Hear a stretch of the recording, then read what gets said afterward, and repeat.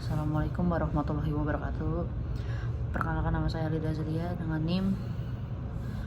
Di sini saya akan mempresentasikan tugas besar 2 teori komunikasi yang berjudul teori agenda setting dari komunikasi massa. Pengertian etimologis. Jika diuraikan secara bahasa etimologi, agenda setting diambil dari bahasa Inggris yang terdiri dari 2 suku kata, yakni agenda dan setting.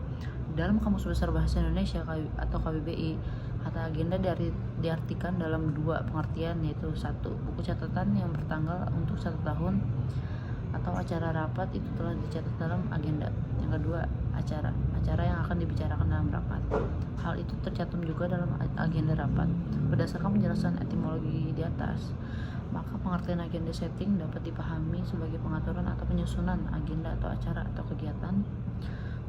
Dan penemu dari teori agenda setting adalah Maxwell, MC Combe, dan Donald L. Shaw. Ada 2 asumsi teori agenda setting. Yang pertama, media tidak mencerminkan realitas, melainkan menyaring dan membentuknya berdasarkan kepentingan mereka. Yang kedua, fokus media hanya pada isu tertentu yang membuat khalayak merasa isunya penting. Semakin banyak perhatian yang diberikan media terhadap satu isu, semakin tinggi kemungkinan publik akan menganggap isu tersebut penting. Asumsi teori ini adalah bahwa media jika memberitakan pada satu peristiwa, maka media itu akan mempengaruhi khalayak atau menganggapnya penting. Jadi apa yang dianggap penting media, maka itu dianggap penting juga oleh masyarakat. Karakteristik teori agenda setting. Ada beberapa karakteristik teori agenda setting, antara lain yang pertama, pengaruh media massa. Teori agenda setting menekankan bahwa media massa memiliki kekuatan untuk mempengaruhi apa yang dianggap penting oleh masyarakat. Yang kedua, pemusatan perhatian. Teori ini menunjukkan bahwa media massa memiliki kemampuan untuk memusatkan perhatian publik pada topik-topik tertentu dengan memberikan liputan yang luas dan sering. Yang ketiga, transfer agenda. Teori agenda setting juga mengamati bahwa prioritas yang ditetapkan oleh media massa dapat ditransfer ke agenda publik, yang berarti bahwa topik yang mendapat perhatian juga cenderung menjadi fokus perhatian dan perbincangan masyarakat. Fungsi teori agenda setting. Fungsi penentuan agenda merupakan suatu proses linear yang terdiri dari 3 bagian. Yang pertama, agenda media. Prioritas masalah-masalah yang harus dibahas dalam media harus ditentukan.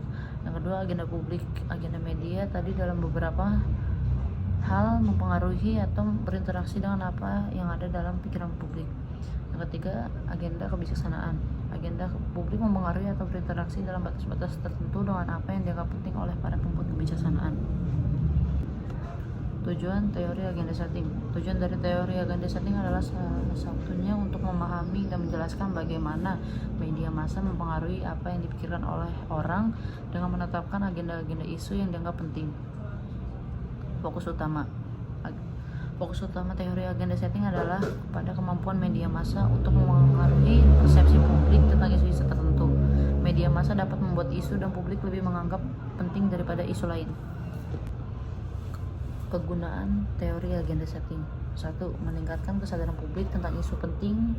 Media massa dapat menggunakan teori agenda setting untuk meningkatkan kesadaran publik tentang isu-isu penting yang mungkin tidak mereka perhatikan tanpa liputan media.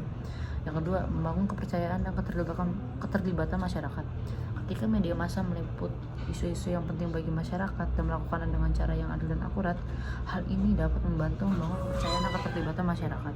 Yang ketiga, penggerak perubahan. Dengan menetapkan agenda atau menyoroti isu-isu tertentu, media massa dapat memotivasi masyarakat untuk bertindak atau berpartisipasi dalam perubahan sosial atau politik. Kelemahan pada teori agenda setting. Pada teori agenda setting juga memiliki kelemahan seperti liputan media seringkali tidak begitu sesuai dengan kejadian-kejadian dalam realitas, menurut Frankhauser dan Zucker pada tahun 1978. Selanjutnya, mayoritas berita yang ditayangkan hanya menguntungkan si pemilik modal. Contoh penerapan teori agenda setting di sini pada kasus Prita Mulyasari, seorang ibu muda yang dipenjara karena mengeluhkan pelayanan sebuah institusi melalui email di sebuah mailis. Media massa mengeksposnya, kemudian dukungan dan simpati bermunculan untuk pembebasannya. Sampai-sampai diadakannya aksi solidaritas koin peduli Prita dalam rangka membantu Prita dalam memperoleh uang untuk bayar denda kepada Rumah Sakit Omni Internasional. Sekian dari saya, kurang lebih mohon maaf. Wassalamualaikum warahmatullahi wabarakatuh.